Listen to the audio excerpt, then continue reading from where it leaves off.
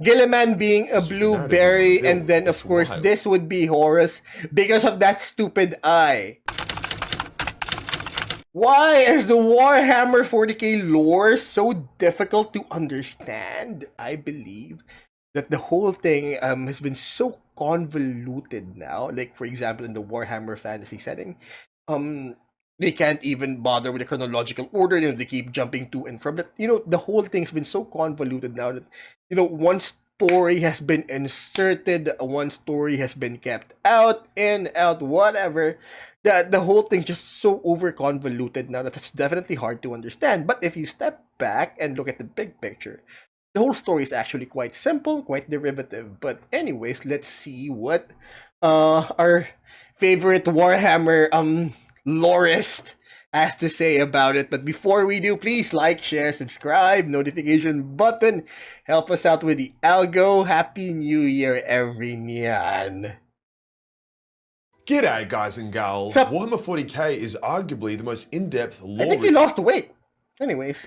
fictional setting there is. There are hundreds of full-length novels featuring thousands of characters from dozens of factions, split into hundreds of sub-factions. Yeah. I mean, for a person like me, I get my lore from audiobooks now, and I don't even know if I'm actually listening to canon lore or just fan fiction or something, because I just keep it running in the background.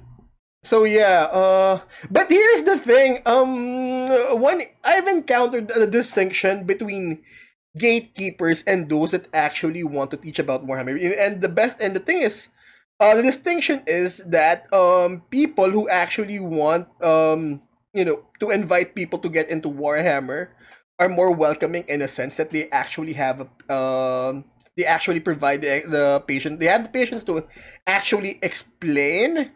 Whereas gatekeepers or those that aren't really, interested in letting people in because, for some reason, knowing about Warhammer,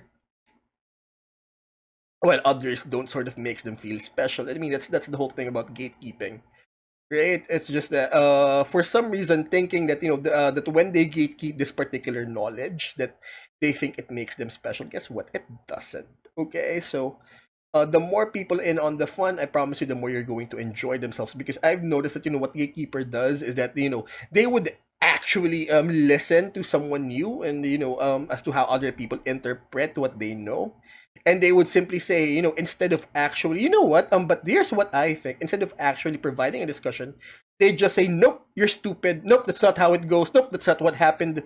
Nope, you're wrong. You're stupid. That's all they say. All right, that's what gatekeepers say. But guess what, you guys?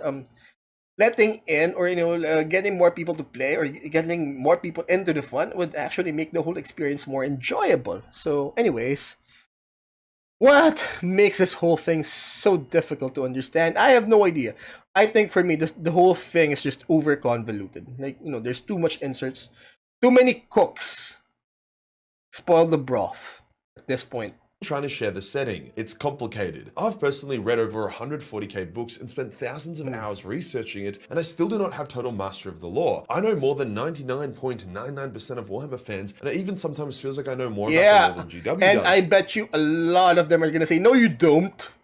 And I still haven't learned everything there is to learn. Now recently, there's been a few voices in the community, I'm not going to name them because I'm pretty sure they're just kicking up a fuss for attention, that are because if you actually go to clips about specific tidbits of the lore, they're going to mention books because there's not exactly one unified codex, or there's not exactly one unified Bible for this entire thing. More like it's a compilation of stories that you're supposed to dig through in order to have some sort of an understanding as to why things are.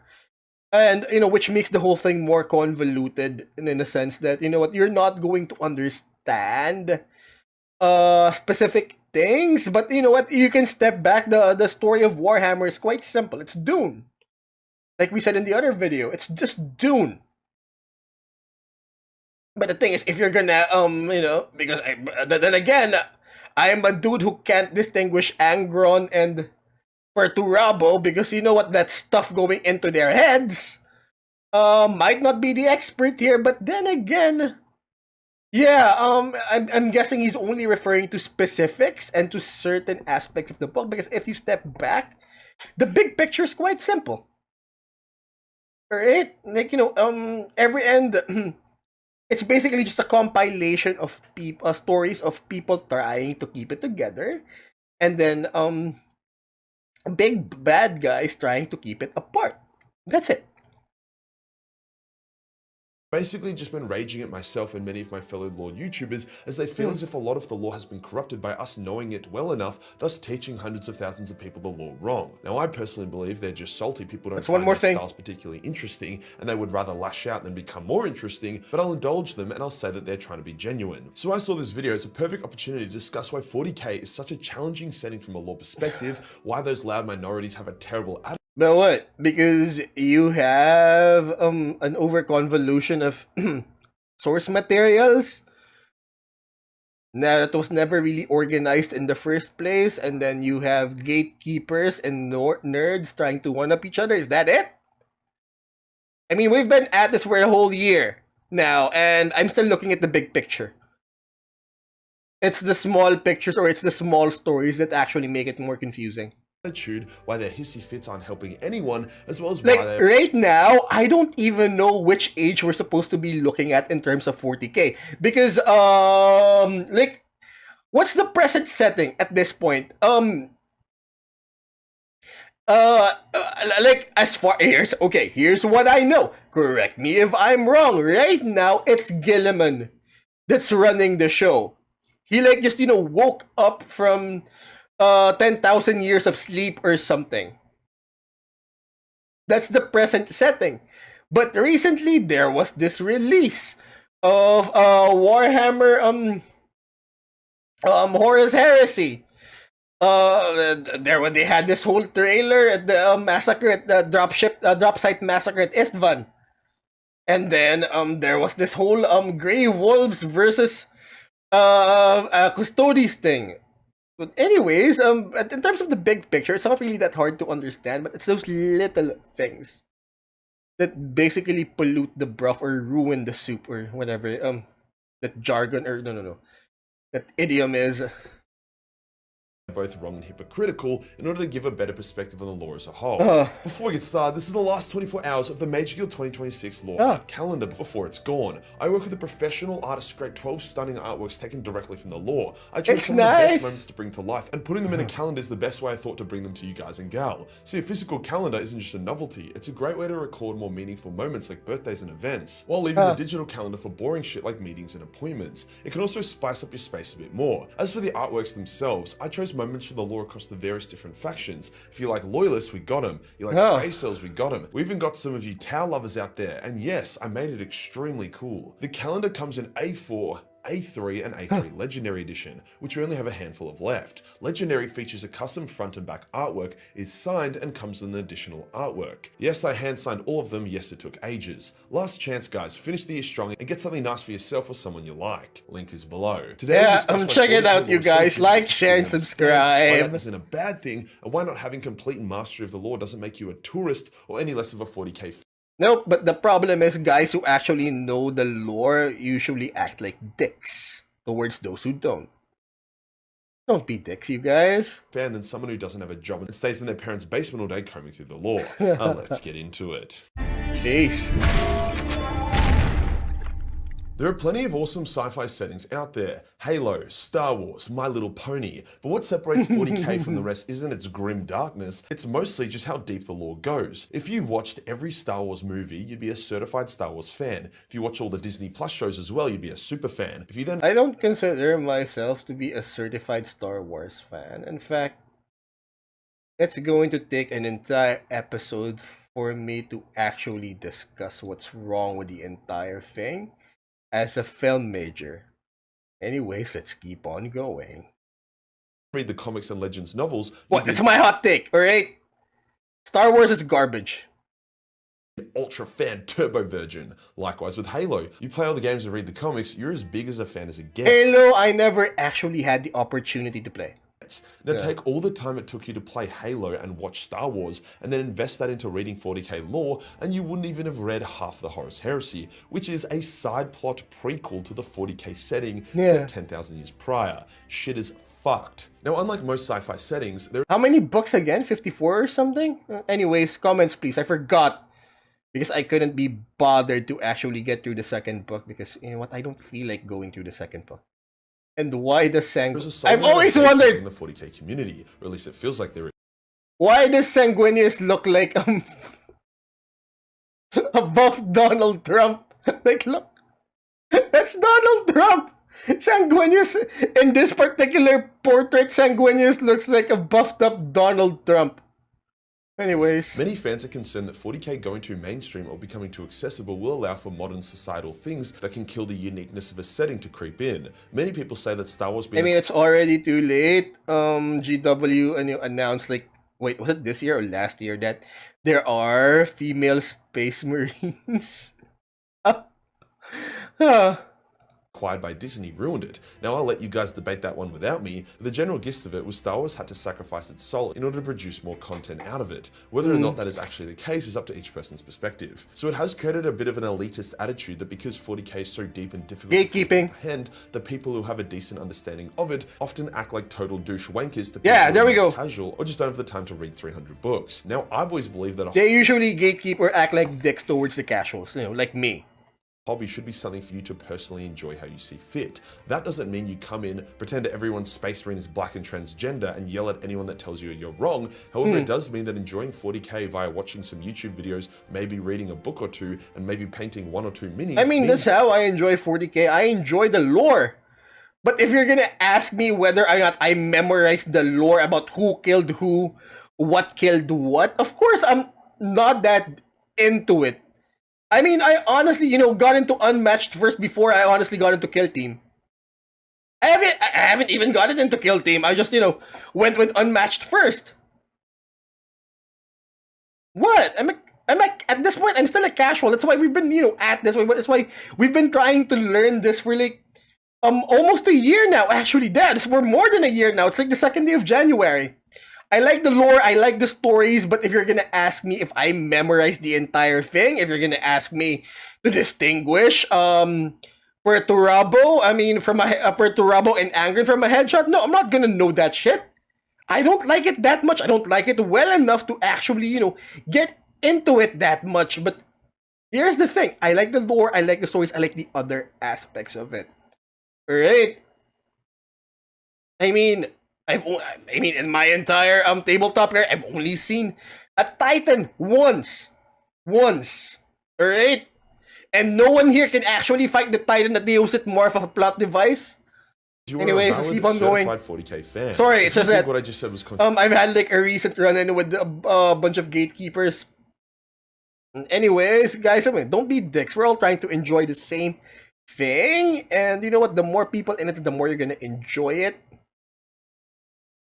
I think it was Lily Pichu. I mean, she had some sort of trouble being I mean, you know, a lot of people trying to gatekeep her from receiving that fighting game award. You know, I think she's a fighting game competitor. I mean, she competes regularly, if I'm not mistaken, and she even, you know, titles at a certain point that she beat one of the Tekken's designers or something, or developers or something.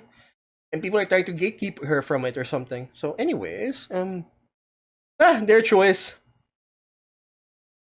I mean, that's why stereotypes exist, but anyways. Controversial, I honestly think you should touch grass. Now I want to take this a step further before I get too lost in the source. Warhammer 40k has so many novels and lore because it has a shitload of writers. There it is. The writers try not to create lore conflicts. They try not to make the same characters sound extremely different between books, and they try to make the lore flow. GW even has people who try and keep the lore cohesive and minimize canon conflicts, but it's a nearly impossible task and mistakes creep through. For example, I recently read the second Vaults of Terror book as well as the first Watches of the Throne book. Two reasons. Yeah, I'm definitely gonna get through Gotrek and Felix first, at least the first one, before I move on with the rest. Recent novels that both take place on Terra around the same time and even reference some of the characters. I mean, fuck, they both had the same author. However, it did seem to have a strange canon conflict. When the Astronomicon went out, Vaults of Terra made it seem like the Great Rift opened, put a bunch of pressure on the Astronomicon, the High Lord of the Astropathic Choir tried to cover it up and fix it, but failed and was killed by an Inquisitor. Yet Watchers of the Throne spoke about the High Lord still being alive and helping to try fix the Astronomicon post it turning off. Now, I haven't read the follow-up books yet, so unless the next books have to go back and straighten it it out, which maybe they Yeah. will, that is a canon conflict from the same author from books released only 3 years apart. So imagine how many fuck-ups there are over the span of 30 years and dozens of authors. Another one off the top of my head is in Watchers of the Throne. When a Sister of Silence kills a demon, the demon is banished. However, newer lore says that when a Sister of Silence kills a demon, the demon truly dies. There is just constant retcons, canon conflicts, and lore that just doesn't gel together. On about 50% of 40k lore wiki pages, there is a designated section for source and canon conflicts. So it's honestly very difficult to get things right, because if person 1 says one thing and person B says something totally opposite, there's a chance that they're both correct and both citing correct source material, like the Sister of Silence demon slaying example. During one book I was again, it's that stories within the stories that, you know, people try to gatekeep or something,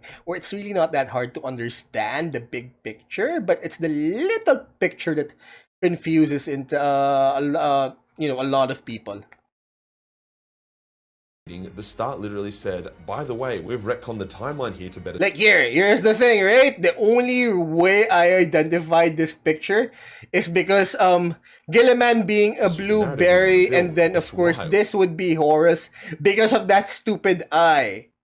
Now, the funny thing is a lot of those douche canoes who claim to know everything, and if someone doesn't have 100% infallible knowledge on all of 40k's lore, then they shouldn't be a lore content creator, also fuck up pretty regularly. One of them threw a bitch fit once because of the existence of black ultramarines. They claimed that Space Marine gene seed would overwrite their base genetics to make them look like their Primarch, including race, citing the Salamanders or many Sons of Horus as examples. And yeah, sure, often many Space Marines will look more like their Primarchs upon ascending, but the Salamanders are a special example of skin color change due to a gene seed defect. No other Space Marine does a fucking race change when they receive gene seed. Ultramarine gene seed is also incredibly pure, so it's very rare that it mutates a Space Marine to make them look uncannily like Gilliman, and there are 0 cases of it race changing. Even in the Salamander example, which if you actually look at it, is just a pigmentation thing, you could argue it's not even race related. There are dozens of moments in the lore that... Wait, I think it was Arbiter Ian.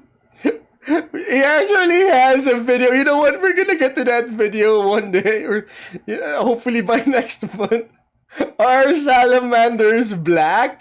But as far as I know, according to the audiobooks I've listened to, again, they're obsidian. They're not deep brown like black people are. Like, he had to make an entire video questioning, like, are salamanders black? It's gonna be quite the discussion. Further prove this, such as non-Asian white scars in the heresy, black-haired blood angels, Sons of Horus who... Non-Asian white scars. It's that guy from Physical Asia. I'm assuming they're gonna look like that. The guy from Mongolia, the MMA fighter from Mongolia. Look nothing like Horus, such as Garvey or Loken. So you've got hundreds of 40k books full of lore inconsistencies and errors. How do you actually try and comprehend the entire lore? You don't. Too many cooks spoil the broth, and at a certain point, GW simply has to let go. With regards to trying to correct the inconsistency, because last time it shot himself by the foot by declaring there are female space marines, and it drove people into the arms of Fortress with Trench Crusade. Anyways, that's another story from now. That's the neat part. You don't. What makes 40k so appealing is how unachievable maxing it out is. It's why there are so many lore channels that have been making content for Sanguine is still alive. Going strong. I find that awesome. I did some extremely rough calculations, and I would say if you consumed every piece of official lore content ever put out, from novels, campaign books, White Dwarf magazines, codexes, it would probably take you around 10,000 hours. Let's say you read for 2 hours every day. It would take you nearly 14 years. Even if you upped it to 4 or 5 hours a day, never skipping a day, that would still take like 6 or 7 years. If you actually did that, congratulations, you are so gay. Now go lose some weight and talk to me. I mean, it is impressive. Oh my god! Is that why he's into lifting? Is that why he does the whole shirtless thing here? Just to show everyone that he's not your typical nerd? Is that why he lifts and wears sleeveless shirts just to show everyone, or just to compensate for the fact that we're talking about Warhammer 40k, one of the nerdiest nerd things out there? Dude, just run with it.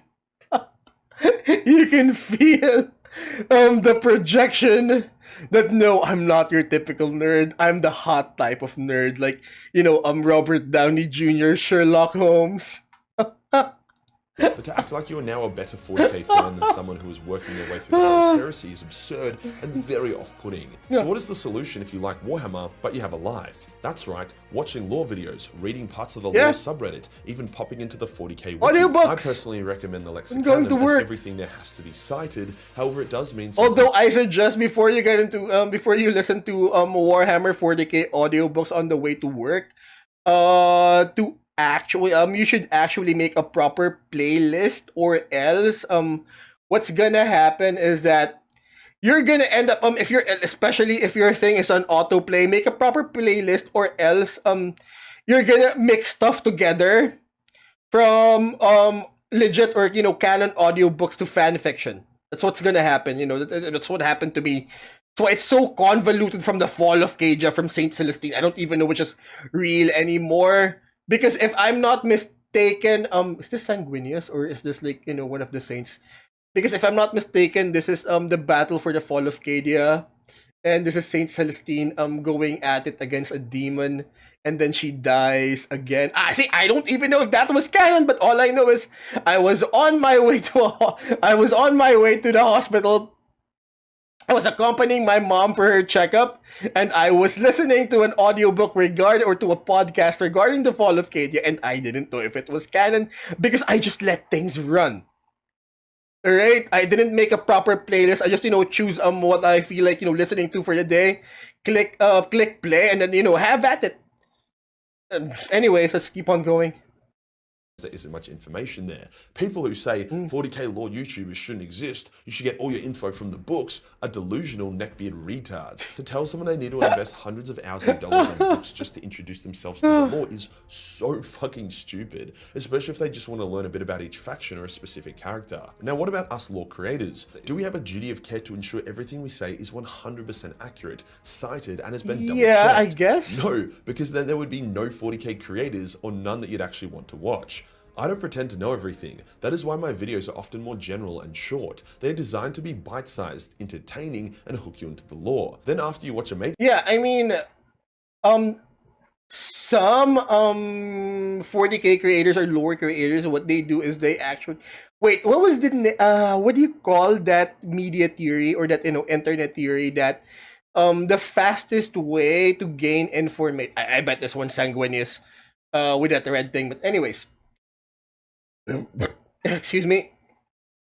The fastest way to gain information from the internet is to basically post the wrong information and then wait for people to correct you.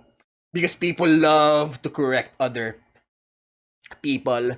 And I have this feeling that some 40k creators, what they do is they literally post up the wrong information, because I've been getting into Warhammer 40k lore for like almost a year now, and the thing is, I'm starting to notice, that's not right, or what, I've read something differently, or I heard differently from another creator. I'm assuming in order to bump up the traffic to their channel, what they do is they deliberately post the wrong information, because it would then force a lot of people, or those who just simply couldn't live gatekeeping themselves, or who simply couldn't live without walk away without actually correcting that particular creator.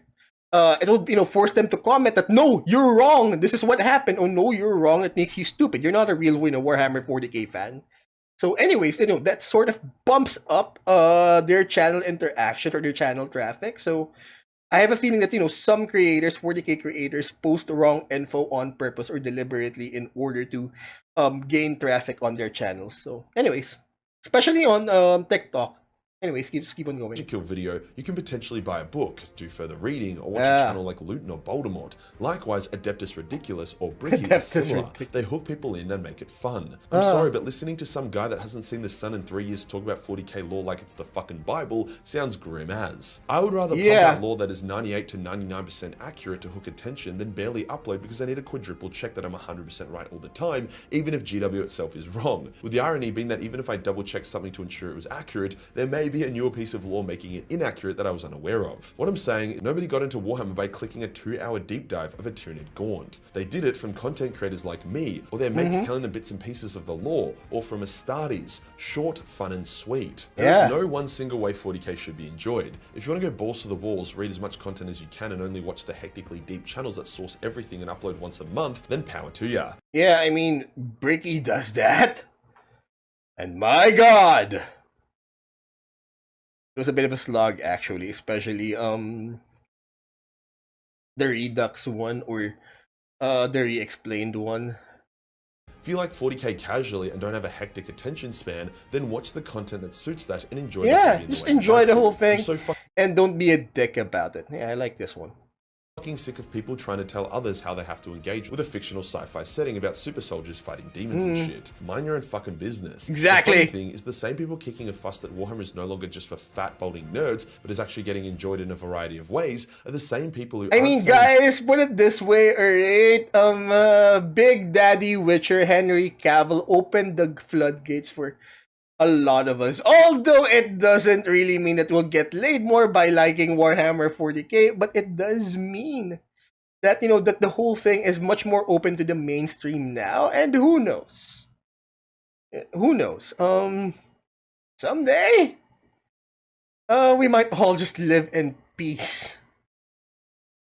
Of course, not everyone, looks like Big Daddy Henry Cavill, but anyways, let's keep on shit going. about 40k AI content. If you think me or another more easygoing lore content creator has errors in our videos, watch the AI lore videos. They are fucked and extremely inaccurate. Yeah. ChatGPT, Gemini, or whoever cannot comprehend 40k accurately. It is that complicated. However, there are AI channels popping up everywhere getting lots of views and full of so many errors. That is a genuine problem that should bring the community together. I've been trying to raise awareness about that for some time, and it feels like I'm the only one that is. The irony of these purist wank creators shitting on channels like mine or Bricky is that if I moved on from 40k, which I eventually will because I have other things in my life I want to explore beyond Warhammer and YouTube, or Bricky decided to not make any more 40k content, then long term it would hurt those channels the most, as they aren't the ones bringing people into the hobby. People are brought in by the very channels those purists hate. But yeah, I just want to discuss why there are occasionally mix-ups by 40k creators. There isn't this grand conspiracy that most lore creators don't actually know shit and only read the wikis and make stuff up. The lore is just so impossibly fast and full of so many contradictions and retcons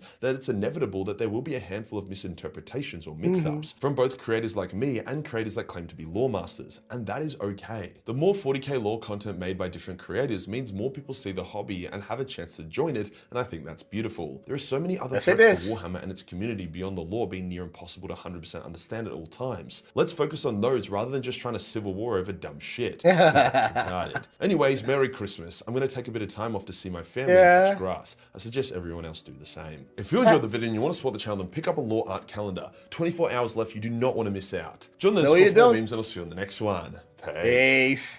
Happy New Year, everyone! Please don't forget to like, share, subscribe, notification button. Bye!